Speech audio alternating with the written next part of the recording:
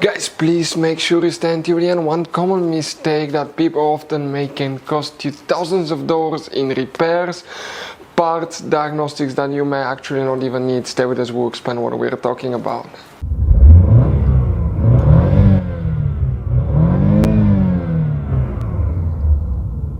Hey guys, welcome back to Electrical Car Repair Live. Thank you guys for watching and subscribing to the channel. Today will be super helpful video to any of you having a Chevy Tahoe or Chevy Suburban, that generation here from year 2014 to year 2020. If you have a problem where the AC doesn't blow cool, doesn't blow cold air, you wonder what causes that, we'll explain what we see quite often in the garage.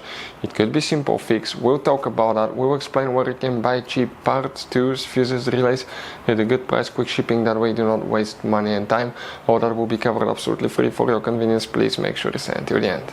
So before we start, guys, let us tell you a little bit about us. Every single car we get here at the garage, we try to make at least 200 to 300 free repair videos. We take them, guys, completely apart. We show you how to fix engines, transmissions, bodywork, guys, engine codes, transmission codes, fuses, relays as well, guys.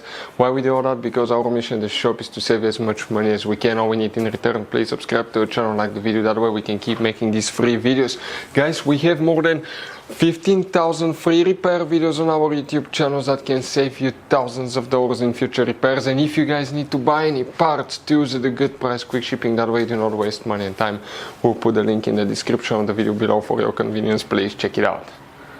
If the AC air conditioner doesn't blow cold, cool air, what can cause that? Multiple things, and one of them is actually not even related to the AC. We'll talk about that. People often forget to check that thing, but first you want to check your fuses and relays for the climate control system, AC compressors, AC clutch, because it could be super simple fix. It should work on both Chevy Tahoe and Chevy Suburban since they're built on the same platform. The main difference is that Chevy Tahoe is a little bit shorter. You guys have 5 different fuse boxes in that SUV. Most owners do not know where they're located. That's okay. That's why we made a special video on our YouTube channel. It's called Chevy Tahoe Chevy Suburban Fuse Box Location and Diagram. What we need to do now, open the driver door. Here on the side of the dash, we have one cover. Pop that cover open. Behind it, you're going to find a fuse box with a layout like this one here. Before we continue, let's explain quickly why it's always a good idea to test fuses and relays. It is, guys, very important to test fuses and relays. On those fuses you cannot clearly see if they're burnt or not, especially you can see in the JK's fuses as well. And if you guys assume, okay, let's say you remove a fuse, you look at it and you assume, guys, that it's actually a good fuse, but it's actually a bad fuse, sometimes you cannot clearly see that. What can easily happen, guys, at that point, you can put the bad fuse in and you start replacing parts and tools that you don't need to, so you lose your time, you lose your money to fix a problem that doesn't exist, when all we had to do is test the fuse and replace it. We'll put a link to a special video that will teach you how to test fuses, how to check relays very easily as well, guys. So check it out, it will be in the description of the video below. Here, guys, what we need to check. Let's zoom in. First, guys, you need to check fuse number 24. We're talking about this double 15 amp fuse. That fuse is known as micro 3-blade fuse. They're hard to find or often quite overpriced. We'll put a link in the description of the video below where you can get it. That way you do not waste money and time. The next one that you need to check is fuse 28. Again, double fuse right here. Next, you need to open the passenger door. On the side of the dash, just like you did on the driver's side, you have a cover. Pry that cover out and you're going to find a fuse box with a layout like this one here. What do you guys need to check here? Okay, fuse number 45 right here. About relays, guys, there is very limited information. You don't have relays that are serviceable, but it's very likely that the fuse box, let me show you, by the way, under the hood, if you open the hood, and here, guys, okay, on the driver's side you have that cover. If you open it, you have that fuse box, but here you have some relays, but not for the AC compressor. However, if you take it apart on the bottom side, you may have a relay that's not serviceable. Practically it's part of the fuse box, and you hope that's not the case, because you have to replace the fuse box, or you have to be really good to solder it together. But other things that can easily cause, guys, okay, the AC system not to work. Let's talk about that now, guys. First thing, you want to make sure that your serpentine belt, okay, is on. That's the serpentine belt that drives the AC compressor. If the belt is off, it's not going to turn the AC compressor, but at that point also water pump and alternator will not be running, so you will overheat your engine if you notice that the AC all of a sudden quit working and the belt snapped or came off.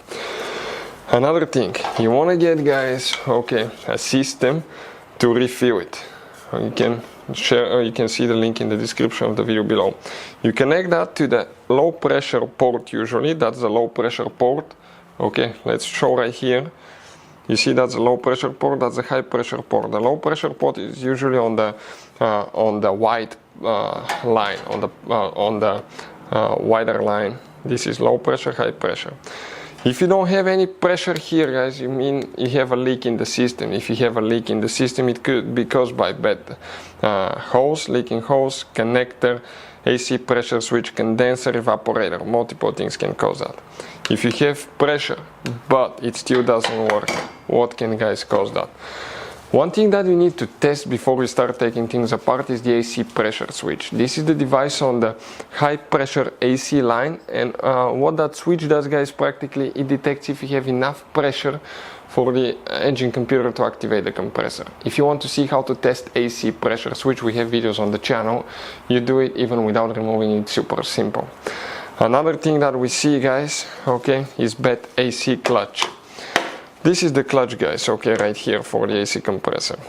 You see, that's the clutch that's installed on the AC compressor, and what it does, okay, when you press the button, the magnetic coil, which is right here, it's going to pull the outer clutch and activate it, and the compressor will start turning.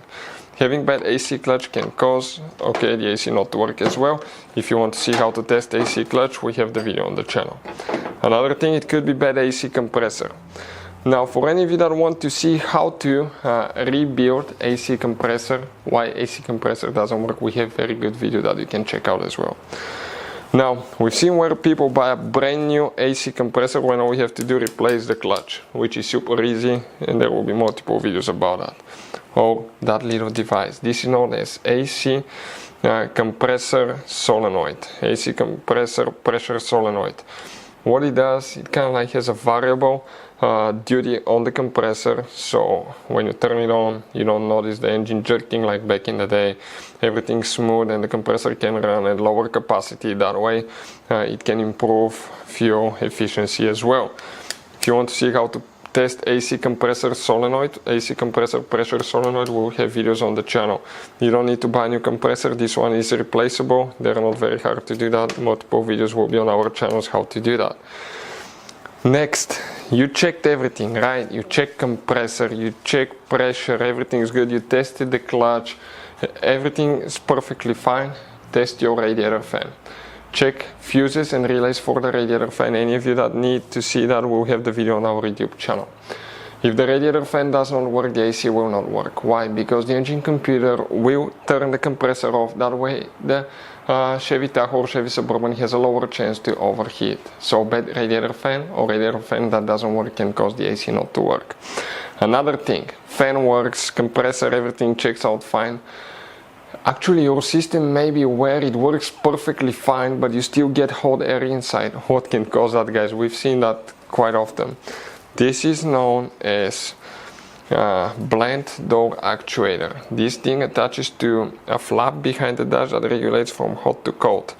If you have dual climate control, you have two of those, one on the driver's side, one on the passenger side.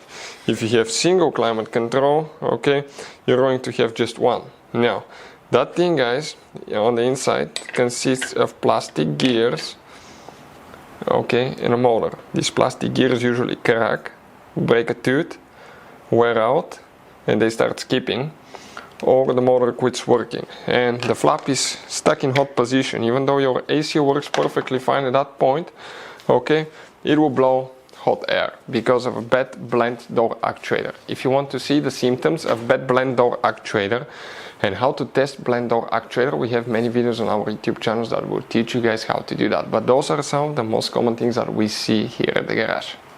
So guys, I want to show you now something. Okay, check this thing out. You have all different kinds of fuses, relays, circuit breakers, something that could be really hard to find. And if you're in the middle of nowhere, you don't have a replacement one, you may end up being stuck, guys, in the middle of nowhere, or they can be seriously overpriced. So what we do, we usually buy some spare ones, we put in the glove box for a peace of mind. We'll put the link in the description of the video below where you can get them at a good price, quick shipping. That way you do not waste money and time. Hopefully the video will be helpful. Thank you for watching and see you guys next time.